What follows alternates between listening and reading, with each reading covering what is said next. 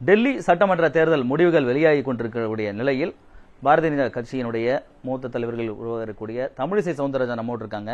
Madam வணக்கம். Madam டெல்லியில இப்போ பெரும்பான்மை இடங்களை கைப்பற்றக்கூடிய வாய்ப்பு பாஜகவுக்கு வந்திருக்கு. 70 இடங்கள்ல பெரும்பான்மை இடங்களை நோக்கி போயிட்டு இருக்கு. இந்த தேர்தல் முடிவு எதை காட்டுது? மரியாதைக்குரிய பாரத பிரதமர் அவர்களின் நல்லாட்சி தலைநகர் மக்களுக்கு கூட கிடைக்க வேண்டும் என்று தலைநகர மக்கள் சிந்தித்திருக்கிறார்கள் என்பதை காட்டுகிறது. இன்னொன்று, ஊழலுக்கு எதிராக வந்த கட்சியான ஆம் ஆத்மி ஊழலுக்கு ஆதரவான கட்சியாக மாறி மக்களுக்கு எதிரான கட்சியாக மாறியதனால் மக்கள் தண்டிக்க ஆரம்பித்திருக்கிறார்கள் என்பதை காண்பிக்கிறது. இன்னொன்று, இண்டி கூட்டணி ஒரு தேர்தலில் கூட ஒற்றுமையாக போட்டி போட முடியாத ஒரு சூழ்நிலையில் தான் இன்று இருந்து கொண்டிருக்கிறது. காங்கிரஸ் ஏறக்குறைய 2008 40% இருந்த காங்கிரஸ் இன்று தேய்ந்து சில சதவீதங்களுக்கு சுருங்கி இருக்கிறது என்பதையும் இது காட்டுகிறது. இன்னொன்று, திராவிட முன்னேற்ற கழகத்திற்கும் இது தோல்விதான். ஏன்னா அவர்கள் சார்ந்திருந்த இண்டி கூட்டணி ஒரு வலுவான கூட்டணியாக தலைநகரில் போட்டி போட முடியாமல் பிரிந்த கட்சிகளும் வெற்றி பெற முடியாமல் பாஜக வெற்றி பெறுவது என்பது அவர்களுக்கும் தோல்விதான் என்பதை நான் தெரிவித்துக் கொள்கிறேன்.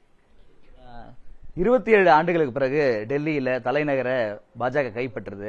இந்த வெற்றிக்கான வியூகம் எப்படி இருந்துச்சு? மக்கள் மீண்டும் பாஜகவை நோக்கி வந்திருக்கிறாங்களா? இது எப்படி புரிச்சு? ஏறக்குறைய கால் நூற்றாண்டை கடந்து இப்பொழுது நாங்கள் வந்திருக்கிறோம்.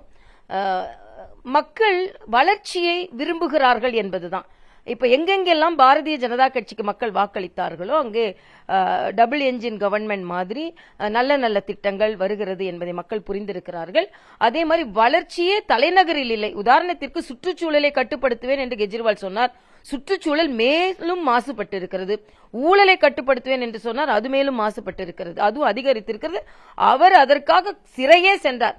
ஊழலுக்கு எதிராக ஒரு இயக்கத்தை நடத்துகிறேன் என்று சொல்லி அதற்கு எதிராக சிறைக்கே சென்றிருக்கிறார். அவர் ஆட்சியில் இல்லாத போது ஆட்சியின் முறைகேடுகளை வெளிப்படுத்துகிறேன் என்று சொன்னவர் அதே முறைகேடுகளை, அதைவிட அதிகமான முறைகேடுகளை அவர் நடத்தி காண்பித்திருக்கிறார். இன்னொன்று, ஆடம்பரமான வாழ்க்கை, மக்களை சரியாக அணுக முடியாத ஒரு சூழ்நிலை, மக்களை ஏமாற்றியது, இவை எல்லாமே அவருக்கு பின்னடைவாகத்தான் இருக்கிறது.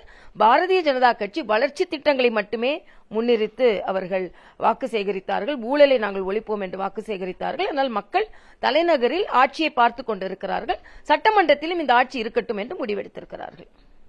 டெல்லியை பொறுத்த வரைக்கும் காங்கிரஸும் ஆம் ஆத்மியும் இணைஞ்சு இந்த தேர்தலை சந்திச்சிருந்தாக்கா ஒருவேளை வெற்றி வாய்ப்பை நோக்கி போயிருக்குமா? அவங்களுடைய அந்த பிரிதல்ன்றதுதான் இன்னைக்கு பாஜக எதிர்கொள்ள முடியல. எப்படி இல்ல, அது மட்டும் சொல்ல முடியாது. அரசியல் ரீதியாகவே அவங்களால ஒற்றுமையை கொண்டு வர முடியலையே. அதற்கப்புறம் வாக்குகளை எப்படி ஒற்றுமையாக அவர்கள் பெற்றிருப்பார்கள்?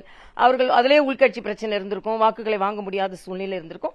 இதில் பாஜகவின் வெற்றி என்று தான் நான் இதை பார்க்கிறேன். ஏன்னா மக்கள் தொடர்ந்து பிரச்சாரத்தின் போதும் அது எங்களுக்கு நன்றாக உணர்த்தியது.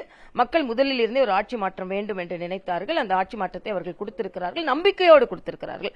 ஏனென்றால் அவர்கள் எதையெல்லாம் இப்ப மின்சார கட்டட நிர்வாகத்தில் இருந்து, சுற்றுச்சூழலில் இருந்து, ஊழலில் இருந்து எல்லாவற்றிலுமே அவர்கள் தோல்வி அடைந்தார்கள் என்பதை மக்கள் புரிந்து கொண்டு வாக்களித்திருக்கிறார்கள். இது மரியாதைக்குரிய பாரத பிரதமர் மீது மக்கள் நம்பிக்கை வைத்திருக்கிறார்கள் என்பதை நான் தெரிவித்துக் கொள்கிறேன்.